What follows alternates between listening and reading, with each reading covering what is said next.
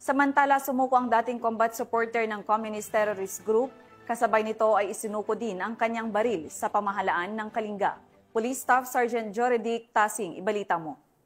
Sumuko sa otoridad ang isang dating taga-suporta ng Communist Terrorist Group o CTG sa sitio Ag-Agama, Barangay Western Uma, Lubuagan, Kalinga nito lamang Septembre 27 taong kasalukuyan. Kinilala ang surrendre na isang alias Bilito, 71 taong gulang, residente ng nasabing lugar na dating armado at combat support ng kilusang larangang Guerrilla Bagas sa ilalim ng Ilocos Cordillera Regional Committee. Isinuko rin niya ang isang 12-gauge bolt-action shotgun na walang serial number at markings, pati na ang dalawang bala. Naisa katuparan ang pagsuko sa pamamagitan ng pinagsanib na puwersa ng 2nd Provincial Mobile Force Company bilang lead unit, katuwang ang Lubuagan Municipal Police Station, 1st PMFC, Provincial Intelligence Unit ng Kalinga Police Provincial Office, Regional Mobile Force Battalion 15, Special Action Company ng PNP SAF at National Intelligence Coordinating Agency ng Cordillera. Ang naturang pagsuko ay bunga ng pinaigting na kampanya ng pamahalaan laban sa insurgency sa ilalim ng AO70